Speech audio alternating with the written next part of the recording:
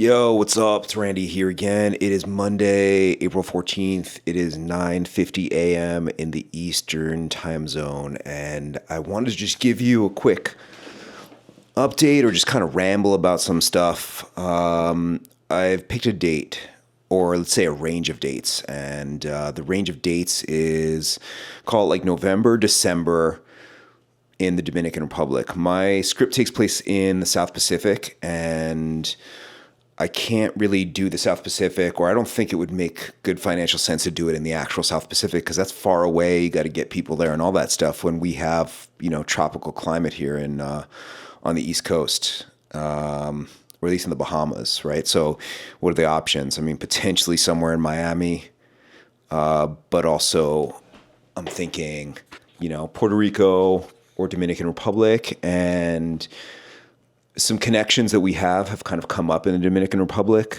Producers have worked there and know the tax credit and know the people there, and there's potentially money there. So I think that kind of seems like a possibility for now. And I like the idea of November, December. It is April 14th right now. It's absolutely insane to think that, May, June, July, August, September, October, November. That's 7 months. 7 months to bring this thing from where it is now, which is basically like a done script with a bunch of revisions, producer on, early budget, to like casting, locations, all, like creature effects and all that other kind of stuff in 7 months would be just like a crazy sprint. But I mean, let's do it. Because I mean, like, if we're not sprinting towards something, then we're just dilly-dallying. We're messing around. I like that term, dilly-dally. It's so dorky, but that's fine. Anyway, so I feel like by putting November, December in there, which is like after the summer season, and the beginning of kind of like the Dominican Republic's like high season, because it's too hot and hurricaney and whatnot during the summer. So I'm thinking November, December is the right time. That's super aggressive, but like, fuck it. Let's just do this. I had a conversation the other day with my brother-in-law. It's actually not my brother-in-law. It's my brother-in-law's brother. Does that still make him my brother-in-law? I call him my brother-in-law. I like him anyway. So anyway, he read the script, and we had a great conversation about it. He really liked it, and it's really fun and enjoyable after spending so much time writing a script and going through all that stuff to like really have a discussion with people. And I don't mean just like hey, you should change this, you should change that kind of discussion. A discussion like Adam and I had, which was more about like all the different questions that he had. And the reason why I like that is because it's a little bit like a crit or like a defense of your thesis if you're doing your like doctorate or something like that, which it should be able to stand up to.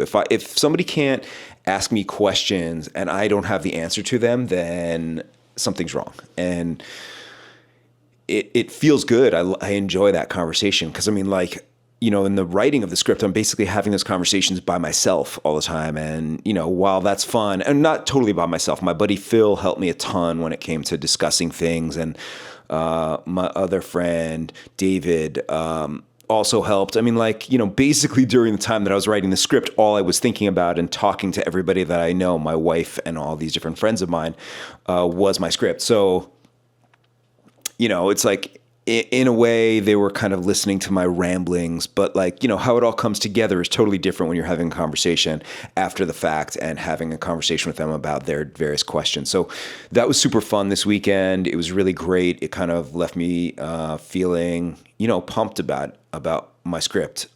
He recommended watching Ari Aster's short film, The Strange Thing About the Johnsons, which is apparently about some kind of relationship between a father and a son that seems very untoward, quote unquote taboo.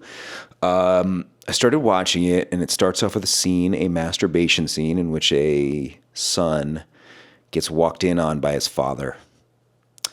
I then decided to turn it off.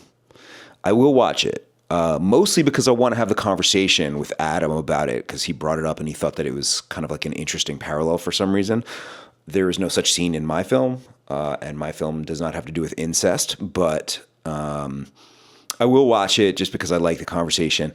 On a separate note, but also interesting, is I like the idea of film clubs,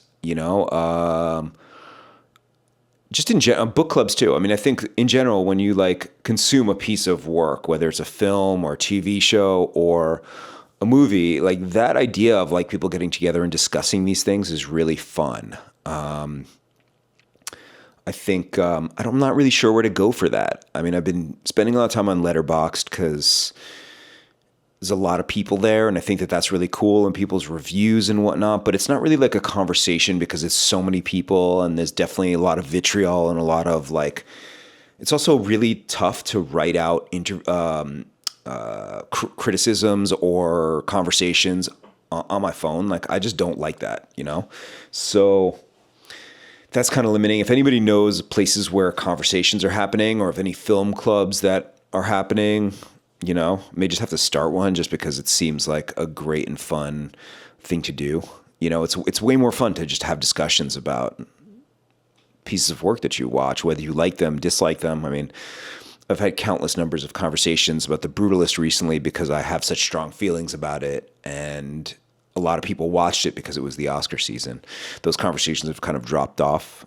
And also, it's like you run into a lot of people that haven't seen something, and then you can't really discuss it because spoilers. So that's basically kind of some of the stuff I'm thinking about. So many things to do, but it's super exciting. Had another great conversation with EP Carole, who is just like a legend in the film industry. He just has been a part of so much, so many interesting things. And it's always great having conversations with him. He's very busy though, so I try to go easy on him when it comes to those conversations. I guess one thing that kind of came up in another conversation that I had last week that I think is really interesting is kind of people's credits. I've been looking at like producers, having conversations with producers, having conversations with casting directors, having conversations with all different types of people in the industry. And it's like, more often than not, conversations are going to be with people whose credits like you don't necessarily know. Like, let's say like a casting director. I'm not going to mention anybody's name, but it's like somebody can have tons of experience as a casting director, but that doesn't mean that you've seen any of the films that they've cast or any of the actors that they've cast. There's tons of parts of this industry that are things that I haven't seen, Lifetime movie casting directors and things like that. Now, that's not who I'm meeting with per se, but like there's a lot of jobs for casting directors in general and a lot of actors that I just don't know that are not household names, but you want to have household names. Ideally, you want to get the biggest names you possibly can in your film or any project. So I think what I'm kind of thinking about is when working with people, what am I looking for from them when it comes to their credits? And like, should they just be discounted if I can't recognize, like if I speak to a producer and I don't recognize any of their credits, should they be discounted? I mean, I guess it depends on really what they're doing. If they're promising, connections to talent or connections to money, then I guess what's really most important is their ability to get talent and money. But also, I want the film that I'm making to be successful. And to me, that means I also want somebody that can make successful projects.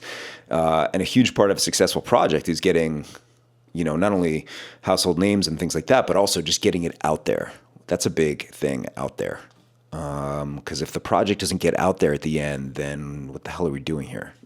People have to see it. It can't just be buried on Netflix or any of the other streamers or not sold. I mean, so that stuff's really important. And I guess I'm more discussing it because I'm just thinking out loud. I think it has to do in a few ways with, the person's excitement and their buy-in and really kind of like what their responsibility is, because I think in some ways, like you don't need a line producer that has huge credits under their name. A line producer is somebody that, helps you understand all the nuts and bolts and boots on the ground aspects of it. Sure, it helps if they are used to big production, if you're doing that kind of thing, but ultimately it's just more, it's important that they understand the nuances of the business, the things that can go wrong, and kind of like just being the general of the army when it comes to the actual implementation of the script and actually just making it happen. But I think at this point, those other things, I guess we can see. I mean, I think to some degree, excitement is really important and buy-in, because I want to keep the vibes really good. Because, I've also heard plenty of stories in many different industries where you sign up with somebody that's a big deal, but then you just get kind of sidelined because they're working on other things. You don't have their attention. You don't have anything. And then does it really matter? I mean, it depends. It depends how it works out. Sometimes it works out great. Sometimes it doesn't. It's helpful to have somebody's attention like that. But, it can go either way. Ultimately it can go either way anyway. That's what's really interesting about the film industry and just creative projects in general, is that, it's all kind of alchemy. You can start with a great script, end up with a shit movie. You can start with a shit script and end up with a great movie. It's not really that likely. It's usually that a great script turns into a shit movie, or a great script turns into a great movie, or a great script turns into a average movie, or whatever. But I think at this point, my real goal is to kind of like be an unstoppable force. And that's the whole reason why I'm putting that date in the books, to move forward aggressively, to speak with authority, to move forward with impunity, and to rally the troops in every possible way and get this thing made. That is the ultimate goal. So, let's do this, I think, is the ultimate battle cry. Let's fucking do this. Let's do this.